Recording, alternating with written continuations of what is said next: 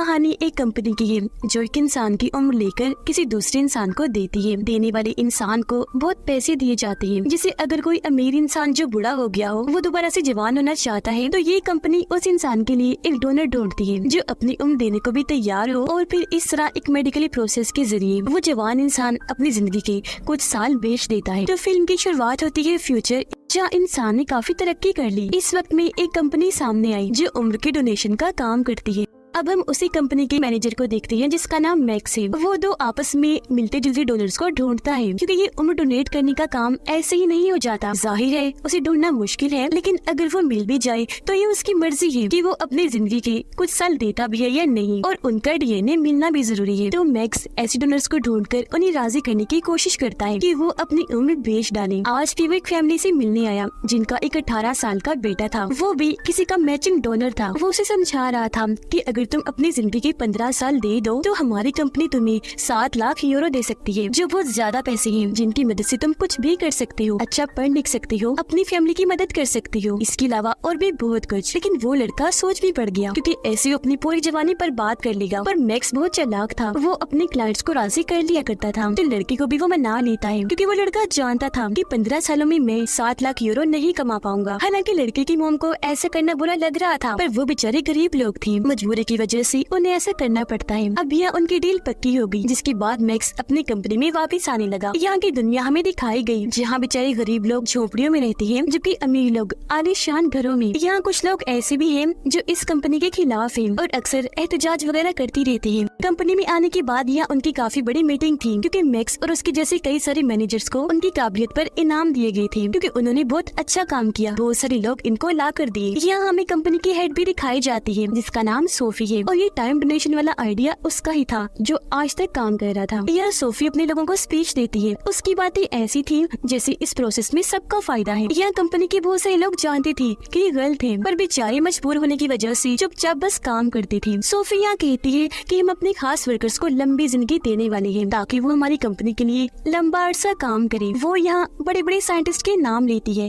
कहने लगी कि अगर ये लोग 50-60 साल की बजाय 150 साल जीते तो खुद ही सोच लो ये दुनिया को कहां से कहां ले जाती। इसी चीज को सामने रखते हुए हमने अपनी कंपनी की तरफ से 15 साइंटिस्ट को उम्र डोनेट कर दी है। जिसके बाद हमें वो जगह दिखाई गई जहाँ पर उन साइंटिस्ट को रखा हुआ था जिन्हें अपनी उम्र के 15 साल मिले थे। वो अपनी ये जिंदगी पाकर बहुत खुश थे, क्योंकि जवान हो गए थे दोबारा। पर तभी यहाँ एक नर्स आकर उन्हें मारने लगा। उसके हाथ में गन थी, वो सबको शूट कर रहा था, जिससे डरकर सब लोग भाग रहे थे, और इस तरह इस कंपनी को बहुत नुकसान उठाना पड़ा। अब यहाँ एक एडम नाम का ग्रुप था जो इस कंपनी और इसकी टेक्नोलॉजी के खिलाफ था, इसलिए अक्सर वो एडम ग्रुप इस कंपनी पर हमला वगैरह करता रहता था, और ये नर्स भी उसी ग्रुप का था। अब जब इस वाकये का सोफी को पता चला तो उसे बहुत गुस्सा आया। यहाँ हमें 2 काबिल लोग दिखाए गए जो सोफी के लिए काम करते थे, वो उसके गार्ड थे। अब यहाँ हम इस कंपनी और इसके खुद गर्ल्स हेड सोफी के बारे में और जानते हैं। सोफी अपने इस मकसद के लिए कुछ भी कर सकती थी। अगर कोई डोनर उम्र देने को तैयार ना होता तो ये लोग ऐसा प्लान बनाते थे कि उन लोगों को मानना ही पड़ता था। अगर किसी की जान लेनी पड़ी तो ये वो भी ले लिया करती थी, और एडम ग्रुप को ये लोग अपना दुश्मन समझती थी। तो अब इस हमले की वजह से ये लोग अपने काम को तेज कर लेते हैं। अब करें बात मैक्स की, वो अपनी जिंदगी में बहुत खुश था, कामयाब इंसान था, और एक बहुत अच्छी महंगी घर में रहा करता था अपनी वाइफ के साथ। दोनों एक दूसरे को बहुत प्यार करती थी। उसकी वाइफ एक हॉस्पिटल में जॉब करती थी। घर जब वो आई तो देखती है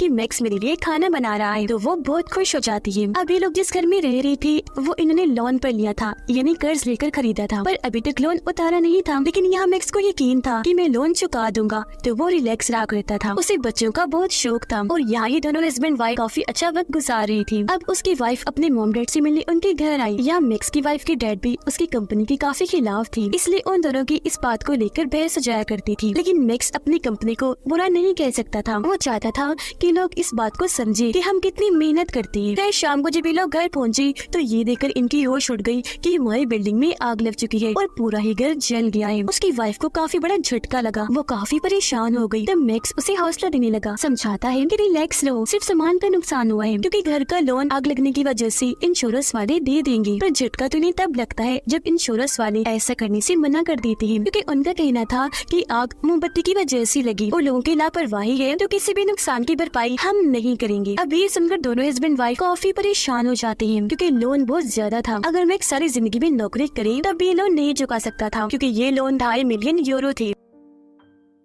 अब ये लोग अपने वकील से मिलते हैं, जो इन्हें बताती है कि अब तुम लोगों के पास बस एक ही सिक्योरिटी बची है जिसके जरिए तुम ये लोन चुका सकती हो। वो बताती है कि लोन लेते वक्त मैक्स की वाइफ ने एक सिक्योरिटी पर साइन की थी कि अगर हम लोन ना चुका पाए तो मैं अपनी जिंदगी के 40 साल बैंक को डोनेट कर दूंगी। ये जानकर मैक्स काफी परेशान हो गया क्योंकि उसे ये बात अब पता चल रही थी अब कुछ नहीं हो सकता था। ये दोनों फंस चुके थे क्योंकि लोन तो इन्हें चुकाना ही था या अपनी जिंदगी के 40 साल देने थे। तब यहाँ मैक्स कहता है ऐसा मैं करूँगा, अपनी जिंदगी के 40 साल मैं डोनेट करूँगा। पर उसके जैसा मिलता जुलता कोई दूसरा इंसान नहीं था जबकि उसकी वाइफ का था। तो ये दोनों इस वजह से काफी परेशान हो गई। अचानक उनकी जिंदगी इतनी खतरनाक मोड़ पर आ चुकी थी। यहाँ मैक्स फिर भी अपनी वाइफ को काफी हौसला देता है कि तुम परेशान मत हो, मैं फिर भी कोई न कोई रास्ता ढूंढ निकालूंगा। लेकिन जब भी लोग अपने वकील के ऑफिस से बाहर आए तो उसकी वाइफ को गिरफ्तार कर लिया जाता है क्योंकि वो भाग भी सकती थी और बैंक के असूल बहुत सख्त थे। अब जब मैक्स को कोई मदद नहीं मिलती तो वो अपनी बॉस कंपनी की हेड सोफी से जाकर मदद मांगता है। तो वो उसे कहती है हाँ ठीक है मैं तुम्हारी मदद करूंगी। लेकिन 2 हफ्ते गुजर जाने पर भी मैक्स को कोई मदद नहीं मिलती। वो बहुत परेशान हो गया था क्योंकि अब बैंक वाले उसकी वाइफ की जिंदगी से 40 साल ले लेंगे। और फिर आखिर वो दिन आ ही गया। मैक्स अपने वकील के सारे बैंक चाहता है ताकि अपनी वाइफ से आखिरी बार बात कर सके, लेकिन उसे इसकी इजाजत नहीं दी जाती। और फिर मेडिकली प्रोसेस के जरिए उसकी वाइफ के 40 साल लेकर किसी बूढ़े इंसान को दे दिए जाते हैं। और आज यहाँ उनका लोन खत्म हुआ। अब मैक्स अपनी वाइफ को लेकर घर आता है।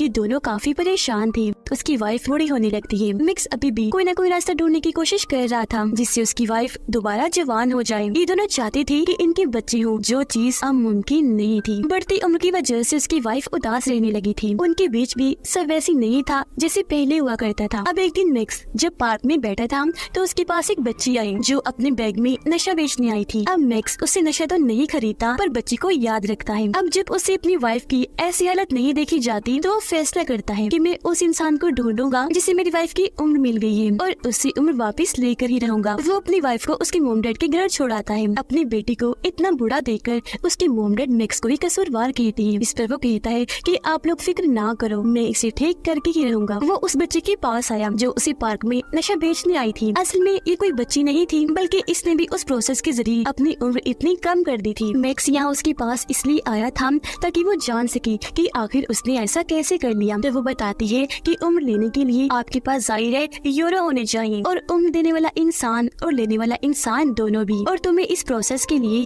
रशिया जाना होगा जिसके लिए मैक्स मान भी गया। वो सबसे पहले पता लगवाता है कि वो कौन है जिसे मेरी वाइफ की उम्र दी गई। और जब उसे पता चला कि वो एक औरत है तो ये जल्दी से उसके पास जाकर उसे बेहोश करके अगवा कर लेता है। फिर वो जाता है अपनी वाइफ के पास और उसे सारी बात बता देता है। वो यहाँ मैक्स का साथ देती है। और वैसे ही भला कौन है वो इंसान जो अपने जवानी को वापस पाना नहीं चाहेगा। सब कुछ पीछे छोड़कर ये दोनों अपने मुल्क को छोड़ने का प्लान बनाते हैं। पर जब ये लोग जा रहे थे तो इन्हें पता चला कि ये लड़की जिसे इन्होंने अगवा किया है वो कंपनी की हेड सोफी की बेटी है और मैक्स की वाइफ की उम्र उसकी बेटी को नहीं बल्कि सोफी को डोनेट की गई थी। लेकिन ये बात मैक्स को आखिरी वक्त में पता चली थी, इसलिए वो फिर भी उसे साथ ले जाने के लिए राजी था क्योंकि ये लड़की सोफी की बेटी है। तो हो सकता है दोनों का डीएनए मैच हो जाए और इसमें से मैक्स की वाइफ को 40 साल मिल जाए। अब जब सोफी के दोनों गार्ड्स को सोफी की बेटी की अगवा होने का पता चला तो उन्हें लगा कि ये काम भी जरूर एडम ग्रुप ने किया है। पर ये लोग सोचते हैं कि एडम ग्रुप हमारे लोगों को मारता है, अगवा नहीं करता, तो ये काम उनका नहीं। अपने शातिर दिमाग से दोनों गार्ड्स ये पता लगवा लेते हैं कि ये किसी और का काम है। और क्योंकि इनके पास हर चीज की एक्सेस कंट्रोल था तो बहुत जल्द ये मालूम कर लेते हैं कि ये काम उनकी एक वर्कर मैक्स का है। और वो भला ऐसा करता भी क्यों ना, जिस कंपनी के लिए उसने अपनी जान तक लगा दी उसी कंपनी की मालिक ने उसकी वाइफ की उम्र ले ली। अब सोफी की बेटी को लेकर ये समंदर के जरिए बॉर्डर को पार करते हैं। इन्होंने उसे एक बॉक्स में बंद कर दिया था पर जब ये पोर्ट इन्हीं बंदरगाह पर पहुंची तो वहाँ सिक्योरिटी काफी सख्त थी तो ये लोग पकड़े जा सकते थे। लेकिन मजबूरी थी तो आगे बढ़ना भी जरूरी था। तो इस मकसद के लिए वो एक फैमिली का इस्तेमाल करते हैं जिनकी गाड़ी में मैक्स, उसकी वाइफ और सोफी की बेटी थी जिसे इन लोगों ने बॉक्स में बंद किया हुआ था। हालांकि सिक्योरिटी को शक हुआ पर मैक्स सब अच्छे से संभाल लेता है और इस तरह ये बॉर्डर पार कर लेते हैं। अब एक दिन जब ये सोफी की बेटी की मुंह से कपड़ा हटाते हैं तो वो बताती है कि मैं असल में सोफी नहीं बल्कि उनकी बेटी हूँ। इस पर मैक्स कहता है कोई बात नहीं, कौन के रिश्ते हमेशा एक होते हैं, मैच करते हैं। फिर चाहे हमारे पास सोफी हो या उसकी बेटी, हम मैच करके अपना काम कर लेंगे और मैं अपनी वाइफ को वापिस से जवान बना दूंगा। अब ये चीज उसकी वाइफ को भी ठीक नहीं लग रही थी। कुछ सोफी की बेटी भी कहती है कि मैं भी अपनी मॉम की इस खतरनाक काम के खिलाफ हूँ। लेकिन मैक्स उसकी बातों पर यकीन ना करते हुए दोबारा से उसे बांध देता है। अब ये लोग रात एक खाली होटल में गुजारने जाने वाले थे, पर जब ये लोग वहाँ आए तो सोफी की बेटी कहती है कि मैं नहाना चाहती हूँ, प्लीज मुझे नहाने दो। इस पर यहाँ मैक्स उसके लिए हमदर्दी दिखाता है, उसे बाथरूम में ले जाकर साइड पर मुंह करके खड़ा हो जाता है ताकि ये उसे देख ना सके। पर वो लड़की बहुत चालाक थी, वो मैक्स पर एक चीज से हमला करके उसे साइड में गिराकर वहाँ से भाग जाती है। मैक्स के सिर पर चोट आई थी, वो उसका पीछा करने लगा। लड़की वहाँ से निकलकर भाग गई, पर जंगल में जाने के बाद वो ज्यादा दूर तक नहीं भाग पाती क्योंकि वहाँ पानी था और पानी से इस लड़की को डर लगता था, इसीलिए वो तैर नहीं पाती, डूबने लगती है। तब यह मैक्स की वाइफ आकर जल्दी से उसे पानी से बाहर निकालती है और ये दोनों उसे दोबारा होटल के अंदर लाकर उसके हाथ पांव बांध देती है। उधर सोफी ने अपनी टीम तैयार कर ली थी ताकि वो अपनी बेटी को छुड़वा सके। यहाँ सोफी की दोनों वफादार गार्ड्स इस मिशन की हेड बनती है क्योंकि वो पिछले 30 सालों से सोफी के लिए काम कर रही थी, क्योंकि उन दोनों की भी उम्र बढ़ा दी गई थी। यहाँ इन लोगों को मैक्स की लोकेशन पता चल गई थी कि वो कहाँ है, तो ये लोग अपने सिपाही लेकर उन पर हमला करने के लिए निकल जाते हैं। उधर अगली सुबह होटल के कमरे में एडम ग्रुप और उनकी लीडर आ गई थी क्योंकि उन्हें भी मैक्स की जानकारी मिल चुकी थी। वो तो दरअसल इस मौके की खोज में थी कि उनके हाथ कुछ ऐसा लगे कि वो सोफी और उसकी कंपनी को भारी नुकसान पहुंचा सके, और अब उनके पास काफी अच्छा मौका आ चुका था क्योंकि खुद सोफी की बेटी उनके कब्जे में थी, जिसको बचाने के लिए सोफी कुछ भी करेगी। अब यहाँ एडम ग्रुप वाले और उनके लीडर इन तीनों को ही बंदी बना लेती है। तब यहाँ मैक्स उनके लीडर को समझाने की कोशिश करता है कि देखो हमें कुछ मत करना, हम तो खुद उस कंपनी के खिलाफ हैं। जिस पर लीडर कहती है कि हाँ जानती हूँ, क्योंकि सोफी खुद जवान होना चाहती थी और उसका डोनर, उसकी मैचिंग इस दुनिया में तुम्हारी वाइफ के अलावा और कोई नहीं था, इसीलिए उसने अपने मकसद के लिए तुम दोनों को फंसाया और तुम्हारे घर में जानबूझकर आग लगा दी थी। ये सब होने के पीछे उनका एक पूरा प्लान था क्योंकि अपने मकसद के लिए वो कंपनी वाले कुछ भी कर सकते हैं। और देखो तुम्हारी वाइफ को बूढ़ा करके उन्होंने तुम्हारी जिंदगी पर बात कर दी। अब तक मैक्स इस सब से अनजान था, पर आज ये सब जानने के बाद उसे दुख हुआ। उधर सोफी और उसकी पूरी टीम इन पर हमला करने अपनी बेटी को बचाने आ रहे थे, और ये चीजें तो एडम ग्रुप की लीडर चाहती थी क्योंकि उसे किसी भी हाल में सोफी चाहिए थी ताकि वो उसे उसके गलत कामों की सजा दे सके और पूरी दुनिया को दिखा सके। अब मैक्स के पास और कोई रास्ता नहीं था अगर वो अपनी वाइफ को जिंदा देखना चाहता है तो, इसलिए उसे लीडर की बात माननी ही पड़ती है। यहाँ पूरा प्लान तैयार किया जाता है। मैक्स का काम होगा कि वो अपनी बातों में उलझाकर सोफी को बिल्डिंग के अंदर ले आए, जिसके बाद एडम ग्रुप उसे पकड़ लेगा। फिर अब जब सोफी और उसकी टीम इस जगह के बाहर आकर रुकती है तो तभी मैक्स बाहर आता है, कहने लगा कि मैं सिर्फ सोफी से बात करना चाहता हूँ। जो सुनकर सोफी आगे आई, उसे कहती है कि मेरी बेटी को छोड़ दो, बदले में मैं तुम्हें ढेर सारे पैसे दूंगी। फिर मैक्स उसे कहता है अच्छा चलो अंदर चलो, इस बात पर हम अंदर चलकर बात करते हैं। पर सोफी की गार्ड को शक हो गया, वो उसकी तरफ गन करके कहती है ये एक चाल है। अब उसकी गार्ड की गन देखकर एडम ग्रुप के लीडर भी अपने लोगों को उन पर गोलियां चलाने का हुक्म देती थी, जिसके साथ ही दोनों तरफ से गोलीबारी शुरू हो गई। इस बीच फायदा उठाकर मैक्स अपनी वाइफ और सोफी की बेटी को लेकर यहाँ से निकल जाता है। अब यहाँ पहले तो मैक्स की वाइफ को सोफी की बेटी पर तरस आया और वो अपना इरादा बदलने लगी कि मुझे इसकी जिंदगी खराब नहीं करनी चाहिए, इसकी जवानी बर्बाद नहीं होनी चाहिए। पर बहुत जल्द उसे एहसास हो गया कि वो भी बिल्कुल अपनी मोम सोफी की तरह ही खुद गर्द से उस पर तरस खाना नहीं चाहिए, इसलिए वो खुद उसे लेकर डॉक्टर के पास जाती है अपना और उसका मेडिकली प्रोसेस करने के लिए। जिसके बाद फिर हमें दिखाया जाता है कि मैक्स की वाइफ दोबारा से जवान हो गई है, जबकि मैक्स एडम ग्रुप में शामिल हो गया है क्योंकि वो उस कंपनी को बर्बाद करना चाहता था। सोफी की बेटी अब बूढ़ी हो रही थी, इस वजह से काफी दुखी थी। अगर वो दोबारा जवान होना चाहती तो उसका बस एक ही डोनर था, उसकी मोम सोफी, लेकिन वो तो इतनी खुद गर्ज थी कि अपनी उम्र अपनी बेटी को भी नहीं दे सकती थी। उधर मैक्स अपनी टीम इन्हीं एडम ग्रुप के साथ इस कंपनी पर हमला करने के लिए जा रहा था ताकि कंपनी का जड़ से ही खात्मा हो जाए। ये फिल्म इधर ही खत्म हो जाए।